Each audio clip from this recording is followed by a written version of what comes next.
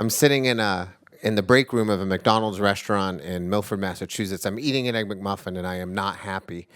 It is the spring of 1987. I'm 16 years old, and it's not the Egg McMuffin that's causing me to be unhappy, because an Egg McMuffin is the most guaranteed source of joy in my entire day.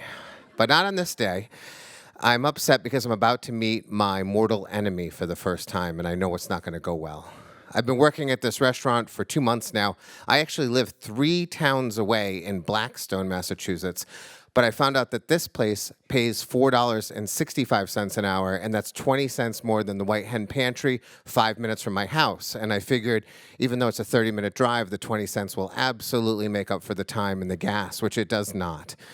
But it changes my life in a really significant way, because when I arrive here, I discover the joy of a clean slate. I'm growing up in a tiny town. 82 kids are in my class. They're the same 82 kids I knew in kindergarten, and they remember everything. And so when you want to be something different, or you decide you could be something better, no one lets you, because they remember everything. They still talk about the time in 6th grade when I exposed myself to class because my gym shorts were a little too short and my underwear was a little too big and it was a little too much man-spreading. They talk about it to this day. And they remember the braces and the buck teeth and the bad haircuts and the free and reduced lunches. And all of that has prevented me from becoming something that I think I could be and being trapped in what they think I should be. But I've arrived in this new town. Nobody knows me. And on the first day of work, Erin Duran comes and asks me if I have a girlfriend. And the way she's hoping I say no. And that's never happened to me before. So this is something. And it turns out that because they don't know me, I can be the thing I think I can be. And suddenly I have more friends than I've ever had in my life. And I'm good at my job, shockingly good.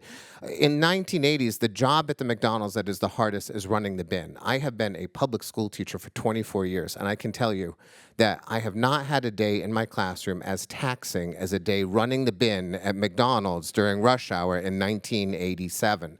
It is coordinating a kitchen full of 16-year-olds and 60-year-olds and convincing them all to do work for you at the same time, and watching a drive-through screen and listening to cash registers and figuring out how much food needs to be here at any moment without causing waste and making sure profit. It's really hard, and for some reason I can hold all this information right here, and I'm good at it, and people respect me for it. But as soon as I got good at it, all I heard was one word: Benji. You're great, but Benji's better. Benji's the best bin person in this restaurant. Actually, he's the best person in this restaurant. He is fantastic, and everyone loves him, and everyone respects him, and I hate Benji. All they do is tell me how great he is, and with every single word they say, I hate him more. And then I discover they're telling him about me. And they're saying how this guy came in, and he might be better than you. They're spreading gossip about me to him, and so we have never met each other, but we hate each other. And so this day we're coming together for the first time. Our shifts are crossing, and I'm going to meet him. And so I go out into the dining room at the end of my break just to see him because he's already working. And I see him. There's nothing to this guy. Like, he's not that good looking. He's not an athlete. He's got the body of a bass player in a failing high school rock band. He is nothing. But I watch, and a couple minutes later I realize I'm wrong, because he's funny, effortlessly funny. And he's endearing to everyone. He makes the older customers who are waiting for Big Macs actually happy to be waiting for their Big Mac. And the managers love him. And he's good at the bin. Like, he is really good at calling bin. I hate him so much. And because he's doing my job, I have to run for drive-thru today, which is the second hardest job in the restaurant. 80% of the orders go through the window, so 80% of the food will pass through my hands. But that means I need to work with the bin guy the whole time to coordinate and negotiate and make sure everything runs, which means I have to work with Benji.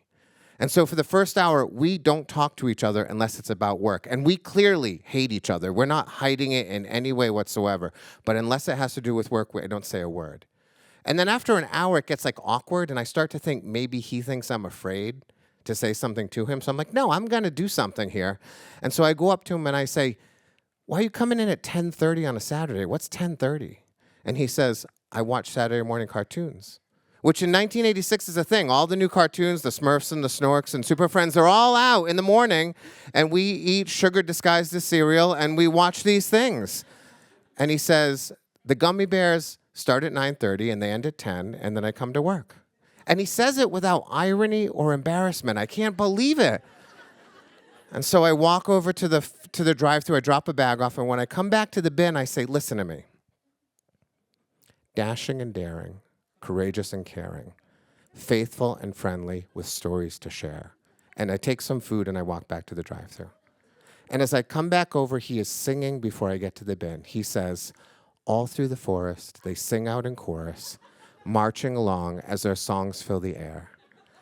And standing next to the bin with Benji, we sing together, gummy bears, bouncing here and there and everywhere.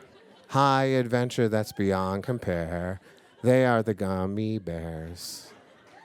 There's a second verse, a bridge, and another chorus. I will not share them with you, but we sing them that day because I watched the Gummy Bears too. And to this day, I can sing that song. And that's it. A single theme song to a cartoon melts all the ice between us. And 37 years later, he is still my best friend. It is the most significant relationship in my life, with the exception of my marriage. When I get thrown out of my house when I'm 17, Benji takes me in and lets me live in his college apartment. And when I'm 21 and I need a credit card and can't get one, he gives me his extra card and says, just use it and pay me when you can. He saves my life again and again and again. And this day we live in Connecticut, 2 miles from each other.